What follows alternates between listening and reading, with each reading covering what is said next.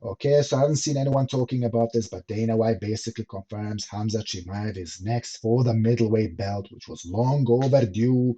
And instead, he should have been fighting earlier for the belt, but instead, we get this ridiculous rematch between Dricus du Plessis and Sean Strickland. We have to watch two drunk guys swing at the bar once again, tapping each other, tap dancing around. And we have to endure through this torture and also listen through all the build-up and crap that these people are talking. And yeah, it's all big talk, but once they step into the octagon, they provide us, they tuck us in bed and put us all to sleep. So Dana White basically confirms in the UFC 2025, we need to see Khamzat Chimaev as champion. This is the only saving grace for the UFC. And of course, for Dana White, his hands were tied up because Khamzat Chimaev has visa issues. You cannot match this guy up with anyone except putting this guy on the Middle Eastern cards.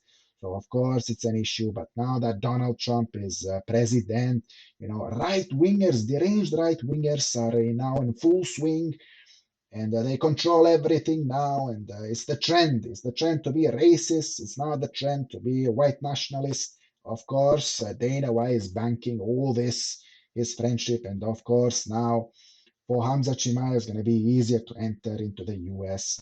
And I suspect that probably after this rematch happens, he's going to be fighting the winner of Dricus du Plessis and Sean Strickland is going to be probably in one of the US pay-per-view events. So finally, Hamza Chimaev is going to beat anyone. He's going to beat the winner of both. Sean Strickland, he runs through him easily. Probably Dricus du Plessis, a little bit tougher fight. But I still think he finishes him as well because we've seen against Rob Whittaker, this guy's a wild animal on the loose. Put this guy in the octagon, he's going to sprint. He's going to crush every single one of all these people you put in front of him. Relentless completely, this guy. He is so amazing the first round. I think he could even take a round of John Jones. Like, really, I really think that he's the best fighter in the history in terms of first rounds. He ragdolls Kamaru Usman like he's nothing. It's all very, very interesting. But yes, so for the UFC interest, we need to see Hamza Chimaev entering into the United States of America. We need to see him get the belt.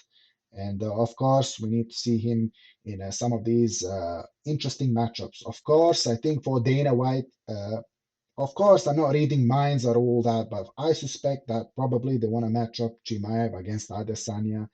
This is one of the biggest super fights that the UFC can make. So Adesanya gets matched up with Imavov. So they're probably banking that Adesanya is gonna beat him and Hamza Chimaev becomes champion, and then you make a title fight on a glorious pay-per-view event between Hamza Chimaev and Israel Adesanya, which would be a spectacular fight. The build-up would be amazing, and the content value would be very good. So yeah, let's listen to the Dana White. Ahead to the next pay-per-view, UFC 312. Where does Hamzat Chimaev fit into the middleweight division? Do you think he'll get the winner of Strickland and Duplessis, or is he going to fight again before a title shot? Yeah, I think he probably gets the next shot. Thank you. Ahead to the next pay-per-view.